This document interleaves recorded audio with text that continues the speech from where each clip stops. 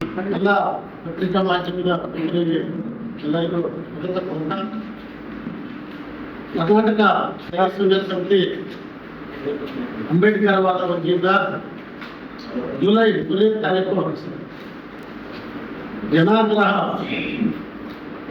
ದಲಿತ ಜನಾಗ್ರಹ ಸಮಾವೇಶವನ್ನು ಫ್ರೀಡಂ ಪಾರ್ಕ್ನಲ್ಲಿ ಬಾವಳ್ಳಿ ಶಂಕರ್ ಸರ್ ಅವರ ನೇತೃತ್ವದಲ್ಲಿ ಈ ಒಂದು ಹೋರಾಟವನ್ನು ಹಮ್ಮಿಕೊಂಡಿದ್ದು ನಾಡಿನ ಎಲ್ಲ ಜಿಲ್ಲೆಯಿಂದ ಸುಮಾರು 40,000ರಿಂದ 50,000 ಜನ ಸೇರಿ ಒಂದು ಜನಾಗ್ರಹ ಒಂದು ಸಮಾವೇಶ ಹಮ್ಮಿಕೊಂಡಿದ್ದೀವಿ.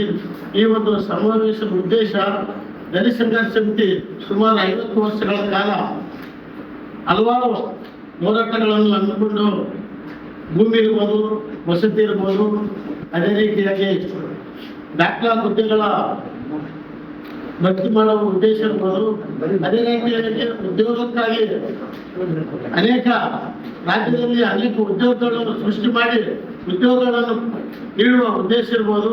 ಅದೇ ರೀತಿಯಾಗಿ SCP TSP ಹಣವನ್ನು ದುರುಪಯೋಗ ಮಾಡ್ತಾ ಇದ್ದಾರೆ ಈ ಒಂದು ಸರ್ಕಾರ.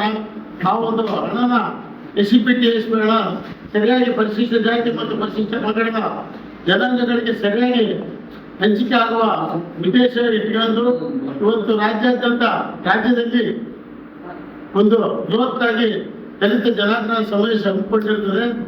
ಆ ಒಂದು ಉದ್ದೇಶ ಪ್ರತಿಯೊಬ್ಬ ಭೂಮಿ ದಲಿತರಿಗೆ 2 ಎಕರೆ ಭೂಮಿ ಒದಗಿಸುವಂತ ಕೆಲಸವನ್ನು ಸರ್ಕಾರ ಮಾಡಬೇಕು.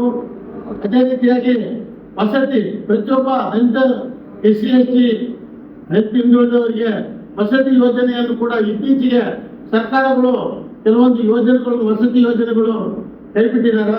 ರಾಜಧಾನಿ ವಸತಿ ಇರ್ಬೋದು, ಆಶ್ರಯ ವಸತಿ ಇರ್ಬೋದು, ಎಲ್ಲ ಯೋಜನೆಗಳನ್ನು ಪ್ರತಿಯೊಂದು ಹಳ್ಳಿಯಲ್ಲಿ ಇವತ್ತು ಯಾವುದೇ ರೀತಿ ವಸತಿ ಇದ್ದಂಗೆ ಆಗಿದೆ. ಆಮೇಲೆ ಪರಿಶಿಷ್ಟ ಜಾತಿ ಹಣ ಸುಮಾರು 200 ಕೋಟಿ ಹಣನ KSRTC ಇದಕ್ಕ ಹಣ ದುರುಪಯೋಗ ಮಾಡಿದ್ದಾರೆ SC ST ಹಣ. ಅದೇ ರೀತಿಯಾಗಿ ಆ ಹಣದ ದಲಿತರಿಗೆ ಮೀಸಲಿಟ್ಟ ಹಣ, ಯಾಕಂದ್ರೆ 2013ರಲ್ಲಿ ಒಂದು SCP TSP ಹಣ ಯಾವುದೇ ರೀತಿ ದುರ್ಬಳಕೆ ಆಗಬಾರ್ದು ಅಂತೇಳಿ ಒಂದು ಕಾಯ್ದೆ ಇದೆ. ಆ ಕಾಯ್ದೆ ಪ್ರಕಾರ 7C ಪ್ರಕಾರ ರದ್ದುಗೊಳಿಸಿ 7D ಮಾಡಿ ಒಂದು ಆ SCP TSP ಹಣನ ಯಾವುದೇ ರೀತಿ ದುರುಪಯೋಗ ಆಗದಂಗ ದಲಿತರಿಗೆ ನೇರವಾಗಿ ಮುಟ್ಟಂತ ಒಂದು ಕೆಲಸ ಆಗಬೇಕು. ಇವತ್ತು ಖಾಲಿಗಳು SC ST ಉದ್ಯೋಗಗಳು ಅವನ್ನ ಕೂಡಲೇ ಭರ್ತಿ ಮಾಡಬೇಕು. ಅದೇ ರೀತಿಯಾಗಿ ವಿಶೇಷ ಘಟಕ ಯೋಜನೆಗೆ ಏಕಗವಾಕ್ಷ ಯೋಜನೆಯನ್ನು ರೀತಿ ಜಾರಿಗೆ ತಂದು ಎಲ್ಲರಿಗೂ ಕೂಡ ಸರಿಸಮವಾಗಿ ಹಣನ, ಯಾಕಂದ್ರೆ SC ST ಹಣ ಇವತ್ತಿಗೂ ಕೂಡ ಸರಿಯಾದ ಫಲಾನುಭವಿಗಳನ್ನು ಮುಟ್ತಾ ಇಲ್ಲ. ಸಾವಿರಾರು ಕೋಟಿ ಹಣ ಇವತ್ತು ಸರ್ಕಾರ ದುರುಪಯೋಗ ಮಾಡ್ತಾ ಇದೆ. ಅದನ್ನು ಕೂಡ ಸರಿಪಡಿಸಿ ಮುಂದಿನ ದಿನಗಳಲ್ಲಿ ಸರ್ಕಾರ ಕಂದಾಯ ಇರ್ಬೋದು, ಭೂಮಿ ಇರ್ಬೋದು, ಯಾಕಂದ್ರೆ ಇವತ್ತು ಬಗರುಕಂ ಸಾಗುವಳಿದಾರರಿಗೆ ಏನಾಗಿದೆ 11D ಏನು ಇದು ಅರ್ಜಿ ಕರೆದಿದ್ದಾರೆ ಫಾರ್ಮ್ ನಂಬರ್ 7, ಫಾರ್ಮ್ ನಂಬರ್ 11 ಅಂತ. ಇವತ್ತಿಗೂ ಕೂಡ ಅರ್ಜಿಗಳನ್ನ, ಯಾಕಂದ್ರೆ ಸುಮಾರು 30-40 ವರ್ಷಗಳಿಂದ ದಲಿತರು ಏನು ಭೂಮಿ ಮಾಡ್ಕೊಂತ ಬರ್ತಿದ್ದಾರೆ, ಸಾಗುವಳಿ ಮಾಡ್ತಿದ್ದಾರೆ.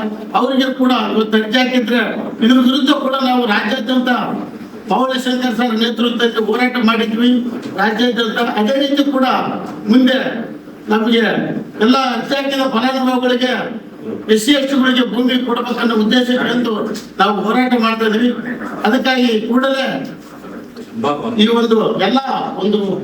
ಒಂದು ಹೋರಾಟಕ್ಕೆ ಎಲ್ಲರೂ ಕೂಡ ಭಾಗವಹಿಸಿ ಈ ಕಾರ್ಯಕ್ರಮವನ್ನು ಯಶಸ್ವಿಗೊಳಿಸಬೇಕಂತ ಹೇಳ್ತಾ ದಲಿತ ಸಂಘರ್ಷ ಸಮಿತಿ ಆಗ್ರಹಿಸ್ತದೆ. ಏನು 3ನೇ ತಾರೀಕು ಜುಲೈ ಶುಕ್ರವಾರ ಫ್ರೀಡಂ ಪಾರ್ಕ್ನಲ್ಲಿ ಬೃಹತ್ತವಾದ ಒಂದು ಹತ್ತೊತ್ತಾಯ ಮಾಡಲಿಕ್ಕೆ ಸುಮಾರು 19 ಬೇಡಿಕೆಗಳನ್ನು ಈಡೇರಿಸಕ್ಕಾಗಿ ಸರ್ಕಾರದ ವಿರುದ್ಧ ಒಂದು ಫ್ರೀಡಂ ಫ್ರಂಟ್ ಬೃಹತ್ತವಾಗಿ ಸುಮಾರು ಒಂದು ಜಿಲ್ಲೆಯ 1000 ಪ್ರಕಾರ ಸುಮಾರಾಗಿ 30 ಜಿಲ್ಲೆಯಲ್ಲಿ 30 ಶಾಖೆಗಳು, 30 ಜಿಲ್ಲಾ ಸಂಘಗಳು ಅಲ್ಲಿ ಫ್ರೀಡಂ ಫ್ರಂಟ್ ಭಾಗವಹಿಸ್ತವೆ. ಸೊ ಅಂತಿನಲ್ಲಿ ನಮ್ಮದು ಒಂದು 19 ಬೇಡಿಕೆ ವಿಶೇಷ ಘಟಕ ಯೋಜನೆ, ಅದು ವಿಶೇಷ ಘಟಕ ಯೋಜನೆ ಹಣವನ್ನು ಈ KSRTCಗೆ ದುರುಪಯೋಗ ಮಾಡಿದ್ದಾರೆ. ಅದು ಒಂದು ಕಠಿಣ ಕಾನೂನು ಮಾಡ್ಬೇಕಂತೇಳಿ ಅವರ ಬಗ್ಗೆ ಒತ್ತಾಯ ಇದೆ. ಆಮೇಲೆ ವಿಶೇಷ ಘಟಕ ಯೋಜನೆ 70 ಗ್ಯಾರಂಟಿಗೆ SC ST TSP ಹಣವನ್ನು ಪರಿಸ್ಥಿತಿ ಅನುಗುಣವಾಗಿ ಇದನ್ನ ಬಳಸ್ಕೊಳ್ಬೇಕು. ಅದು ಬೇರೆ ರೀತಿಯಲ್ಲಿ ಆಗ್ತಾ ಇದೆ. ಅದಕ್ಕೆ 70 ತೆಗಿಬೇಕಂತ ಹೇಳಿ ನಮ್ಮ ಒತ್ತಾಯ ಇದೆ. ಆಮೇಲೆ ಸಮಾಜ ಕಲ್ಯಾಣ ವ್ಯಾಪ್ತಿಯಲ್ಲಿ ಬರುವ ಅಭಿವೃದ್ಧಿಗಳಿಗೆ ಹೆಚ್ಚಿನ ಅನುದಾನ ಕೊಟ್ಟಿಲ್ಲ. ಸುಮಾರು 3 ವರ್ಷಗಳಾಯ್ತು, ಅನುದಾನನೇ ಇಲ್ಲ ಸರ್ಕಾರ. ಏನು ಅವರು ಗ್ಯಾರಂಟಿ ಅಂತೇಳಿ ಗ್ಯಾರಂಟಿಗೆ ಬಳಸ್ತಾ ಇದಾರೆ. ಇದು ಆಗಬಾರ್ದು. ನೀವ್ ಏನನ್ನ ಗ್ಯಾರಂಟಿ ಮಾಡ್ಕೊಳ್ಳ ಸ್ವಾಮಿ, SC ST ಹಣನ ಯಾಕೆ ಬಳಸ್ತೀರಿ? ನಿಗಮಕ್ಕೆ ಸರಿಯಾಗಿ ಕೊಟ್ರೆ ಅಂತೇಳಿ ನಮ್ಮ ಅದರಲ್ಲಿ ಒಂದು ಒತ್ತಾಯ ಇದೆ. ಆಮೇಲೆ ಈ ಬೌದ್ಧ ನಿಗಮಕ್ಕೆ ಒಂದು 500 ಕೋಟಿ ರೂಪಾಯಿ ಕೊಡ್ಬೇಕಂತ ಅದೊಂದು ಬೇಡಿಕೆ ಇದೆ. ಆಮೇಲೆ ಏನು ಬ್ರಿಟಿಷಲ್ ಕಾಯ್ದೆ ಏನು ಜಾರಿಗೆ ತಂದಾರ ಅದು ಏನದು ಲೆಕ್ಕಕ್ಕಿಲ್ಲ. ಸುಮಾರು 78ರಲ್ಲಿ ದೇವರಾಜ ಅರಸತ್ ಅಂತಕ್ಕಂಥ ಏನಿದು ಕಾಯ್ದೆ ಇದು ಆಗಿನಲ್ಲಿ ಅವಲಕ್ಕಿದ್ದಂತಾಗಿದೆ. ಸುಮ್ಮನೆ ನೆಪಕ್ಕಷ್ಟೇ ಇದು. ಯಾವ ಅಧಿಕಾರಿಗಳು ಸರಿಯಾಗಿ ಒಂದು ಸಪ್ಲೈ ಮಾಡ್ತಿಲ್ಲ. ಬ್ರಿಟಿಷರ್ ಕಾಯ್ದೆ ಕಾನೂನೇನು ಮಾಡಿದ್ದಾರೆ. ವಿಧಾನಸಭೆಯಲ್ಲಿ ಇದನ್ನ ನಾವು ಕಾಂಗ್ರೆಸ್ ಸರ್ಕಾರ ಜಾರಿಗೆ ಬರ್ತು ದಲಿತ ಅಂತ ಫಸ್ಟೇ ಒಂದು ಬೇಡಿಕೆ ಇಟ್ಟಿದ್ದಕ್ಕಾಗಿ ಏನು ಸಪ್ಲೈ ಆಗ್ತಾ ಇಲ್ಲ.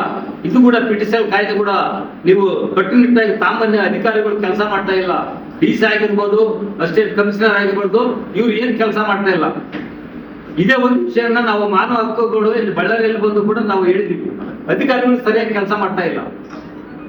ಇದನ್ನ ಸರ್ಕಾರ ಕೂಡಲೇ ಇದ್ರ ಕಟ್ಟುನಿಟ್ಟಾಗಿ ಕಾನೂನು ಜಾರಿ ಮಾಡ್ಬೇಕಂತೇಳಿ ನಾವು ಸರ್ಕಾರಕ್ಕೆ ಒತ್ತಾಯ ಮಾಡ್ತಾ ಇದ್ದೀವಿ. ಬಳ್ಳಾರಿಯ ನಿರಂತರ ಸುದ್ದಿಗಾಗಿ ಬಳ್ಳಾರಿ ಬೆಳಗಾಯಿತು ಚಾನೆಲ್ನ ಸಬ್ಸ್ಕ್ರೈಬ್ ಮಾಡಿ ಹಾಗೂ ಬೆಲ್ ಐಕಾನ್ ಒತ್ತಿ.